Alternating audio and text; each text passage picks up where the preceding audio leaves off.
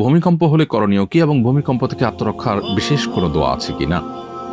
উত্তর হলো যে ভূমিকম্প হলে একজন ঈমানদার আল্লাহর উপরে পরিপূর্ণভাবে তাওয়াক্কুল করবে, ভরসা করবে এবং আত্মরক্ষার জন্য সংশ্লিষ্ট বিষয়ে যারা বিশেষজ্ঞ আছেন তারা যে সমস্ত পরামর্শ দিয়ে থাকেন সেগুলোকে তারা আমল নিয়ে নিজেকে নিরাপদে রাখার চেষ্টা করবেন।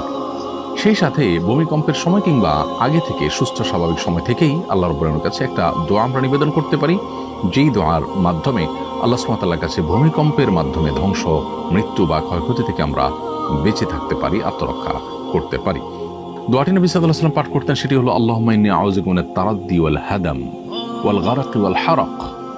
অর্থাৎ হে আল্লাহ, আপনার কাছে আমি পানা চাই উপর থেকে পড়ে মৃত্যুবরণ করা থেকে, কিংবা কোনো ভবন বা কোনো কিছু ভেঙে চাপা পড়ে মৃত্যুবরণ করা থেকে। এখানে পরিষ্কারভাবে যে দোয়া করা হয়েছে তার মাধ্যমে ভূমিকম্পের মৃত্যু বা ভূমিকম্পে ক্ষতিগ্রস্ত হয়ে মৃত্যুবরণ করা থেকে বাঁচার সুস্পষ্ট দোয়া আল্লাহর কাছে রয়েছে। অতএব এটিকে আমরা নিবেদন করতে পারি এবং স্বাভাবিক অবস্থাতে এটি আমরা বারবার করে আল্লাহ তাআলার কাছে পড়তে থাকতে পারি। পরিবারের সব সদস্যদেরকে আমরা শিখিয়ে দিতে পারি, আল্লাহুম্মা ইন্নী আউযু বিকা মিনাত তারাদ্দি ওয়াল হাদাম ওয়াল গারাক ওয়াল হারাক। আল্লাহ, আপনার কাছে পানা চাই উপর থেকে পড়ে মৃত্যুবরণ করা, কোনো কিছু নিচে চাপা পড়ে মৃত্যুবরণ করা এবং আগুনে পড়ে মৃত্যুবরণ করা এবং পানিতে ডুবে মৃত্যুবরণ করা, এগুলো থেকেও পানা চাই। ওয়াল গারাক ওয়াল হারাক অর্থাৎ পানিতে ডুবে মারা যাওয়া কিংবা আগুনে পড়ে মারা যাওয়া থেকে পানা চাই। ওয়া আউযু বিকা আন ইয়াতাখাব্বাতানি আশ-শায়তান ইনদাল মাউত। আর মৃত্যুর সময় শয়তান আমাকে প্ররোচিত করে, প্রতারিত করে, ওয়াসওয়াসা দিয়ে, কুমন্ত্রণা দিয়ে বিভ্রান্ত করে বেঈমান করা থেকে আপনার কাছে পানা চাই। ওয়া আউযু বিকা আন আমুতা ফি সাবিলিকা মুদবিরা আও আমুতা লাদিগা। এবং আপনার রাহে কখনো জিহাদে গেলে আমি যেন পেছনে ফিরে না আসতে হয়, বরং আমি যেন জিহাদের সামনের দিকেই অগ্রসর হতে পারি এবং আমি যেন কখনো সাপের দংশনে মৃত্যুবরণ না করি।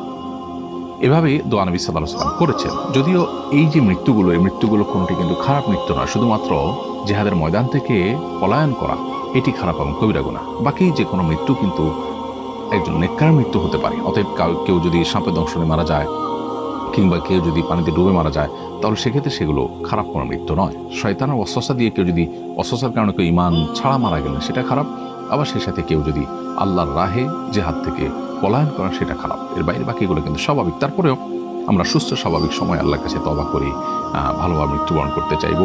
কোনো ভবনের নিচে চাপা পড়ে, কোনো কঠিন পরিস্থিতিতে পড়ে ধুকে ধুকে মারা যাওয়া, এটা নিশ্চয়ই কারোর কাঙ্ক্ষিত বিষয় হতে পারে না। অতএব আমরা আল্লাহ তাআলার কাছে দোয়া করব। এরপর যদি আল্লাহ না করুন কাউকে আল্লাহ তাআলা ধরনের পরিস্থিতিতে ফেলেন, তাহলে তিনি সবর করবেন এবং প্রত্যেকটা কষ্টের বিনিময় আল্লাহ তাআলা বান্দাকে দিয়ে থাকেন। অতএব সবর করতে পারলে তিনি বিনিময় লাভ করবেন। আমি আবারও দোয়াটি বলছি, আল্লাহুম্মা ইন্নী আউযু বিকা মিনাত তারাদ্দি ওয়াল হাদাম ওয়াল গারাক ওয়াল হারাক ওয়া আউযু বিকা আন ইয়াতাখাব্বাতানি আশ-শায়তানু ইনদাল মাউত ওয়া আউযু বিকা আন আমুতা ফি সাবিলিকা মুদবিরা আও আমুতা লাদিগা। দোয়াটি অত্যন্ত অর্থবহ। আল্লাহর রাহে থেকে আমরা পিছপা হয়ে পলায়ন করতে গিয়ে মারা যাওয়া এবং শয়তানের ওয়াসওয়াসা এটা নিয়ে মারা যাওয়া অত্যন্ত খারাপ এবং গর্হিত। আল্লাহ আমাদের সব ধরনের এই মৃত্যুগুলো থেকে হেফাজত করুন এবং স্বাভাবিক ঈমানের সাথে নেককারদের মৃত্যু আল্লাহ তাআলা আমাদের সবাইকে নসিব করুন। ভূমিকম্পের সময় বাড়ি ভেঙে যদি কোনো মানুষ মারা যায়, তাহলে বাড়ির মালিক ক্ষতিপূরণ দিতে বাধ্য হবে কিনা? উত্তর হলো যে প্রথমত দেখতে হবে যে ভূমিকম্পে যে বাড়ি ক্ষতিগ্রস্ত হয়েছে সেখানে বাড়ি নির্মাণে কোনো ভায়োলেশন হয়েছে কিনা, সেখানে বড় ধরনের ত্রুটি ছিল কিনা। যদি এমন হয় যে যিনি বাড়ি তৈরি করেছেন, বাড়ি মালিক, তিনি ত্রুটিপূর্ণ বাড়ি তৈরি করেছেন, নকশার বরখেলাফ করেছেন, প্রচলিত নিয়মের ব্যত্যয় ঘটিয়েছেন, নিজের মন মতো করেছেন এবং তার এই কর্মকাণ্ডের মধ্য দিয়ে মানুষের জীবনকে হুমকির মধ্যে তিনি ফেলেছেন। ভূমিকম্পে তো আহামরি কোনো ভয়াবহ মাত্রার ছিল না, কিন্তু তার ত্রুটির কারণে মানুষ মারা গেছে, তাহলে সেক্ষেত্রে তার দায়ভার তাকে নিতে বাধ্য করা হবে এবং সেটা শরিয়া আদালত থাকলে সেটা ক্ষয়ক্ষতি এবং সার্বিক অবস্থা বিবেচনা করে ফয়সালা দিবেন এবং তাকে ক্ষয়ক্ষতি নিতে বাধ্য করা হবে। আর যদি তিনি যথাযথ নিয়ম মেনেই বাড়ি করে থাকেন, তাহলে সেক্ষেত্রে এটা প্রাকৃতিক দুর্যোগ হিসাবে ধরা হবে এবং সেক্ষেত্রে তার উপরে কোনো ক্ষয়ক্ষতি দায়ভার বহন করতে তাকে বাধ্য করা হবে। এবং সেই সাথে যে বা যারা এই ভাঙা বাড়ির নিচে চাপা পড়ে মারা গেলেন, তাদেরকে শহীদ হিসাবে গণ্য করা হবে। তারা আল্লাহ তাআলার কাছে শাহাদাতের মর্যাদা লাভ করবেন যে তারা ঈমানদার হিসাবে মৃত্যুবরণ করে থাকেন। একজন সোশ্যাল মিডিয়ায় লিখেছে, ভূমিকম্প হলে পুরুষরা দৌড় দেয় আর নারীরা নিজের ওড়না খোঁজে। এরকম দুর্যোগ মুহূর্তে ওড়না ছাড়া বেরোলে গুনাহ হবে কিনা, শরীয়ত এক্ষেত্রে নির্দেশনা কি দেয়? প্রথম কথা হলো যে বা যারা সোশ্যাল মিডিয়াতে এই ধরনের কথা লিখছেন যে ভূমিকম্প হলে পুরুষরা দৌড় দেয়, নারীরা ওড়না খোঁজে, এখানে নারীদের ওড়নার কারণে তারা কিছুটা পিছিয়ে আছে এরকম একটি ধারণা হয়তো তারা দেওয়ার চেষ্টা করছেন জ্ঞাতসারে কিংবা নিজের অজান্তে।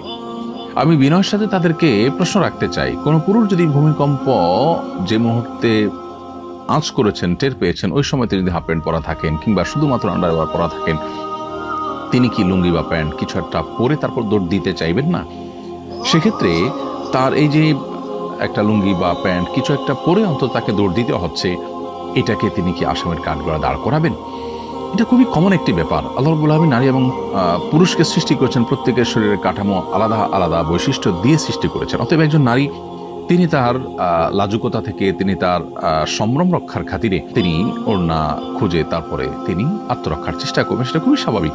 অতএব এইটাকে নিয়ে যারা ট্রল করছেন অথবা নিজের অজান্তে যারা এটাকে নিয়ে হয়তো নেগেটিভ মন্তব্য করছেন, সে মানুষদের কাছে আমাদের বিনীত প্রশ্ন যে তারা এর মাধ্যমে আল্লাহর একটা বিধানের বিরুদ্ধে নিজের অজান্তে হয়তো দাঁড়াচ্ছেন এবং সেই সাথে একটা অযৌক্তিক অবস্থানে তারা দাঁড়াচ্ছেন, কারণ একই কথা তো পুরুষের বেলাও প্রযোজ্য হতে পারে। আর পাশাপাশি আরেকটি গুরুত্বপূর্ণ বিষয় হলো, ভূমিকম্প হলে বিশেষজ্ঞরা বলছেন দৌড় দেয়া নয়। অতএব ভূমিকম্প হলে দৌড় দিয়ে পলানোর চেষ্টা করা, এটা বেশিরভাগ ক্ষেত্রেই বিপদের কারণ হয়ে থাকে। অতএব এই অযৌক্তিক একটি কাজের ক্ষেত্রে আবার ওড়নাকে দোষারোপ করা অথবা নারীকে নিয়ে ট্রল করা, মেয়েদের সীমাবদ্ধতার বিষয়কে নিয়ে হাসাহাসির পাত্রে পরিণত করা, এটা মোটেই উচিত কোনো কাজ নয়। এটা দায়িত্বশীল মানুষের মন্তব্যের মধ্যে পড়ে বলে আমি মনে করি না। আস সুন্নাহ ফাউন্ডেশন, উম্মার স্বার্থে সুন্নাহর সাথে।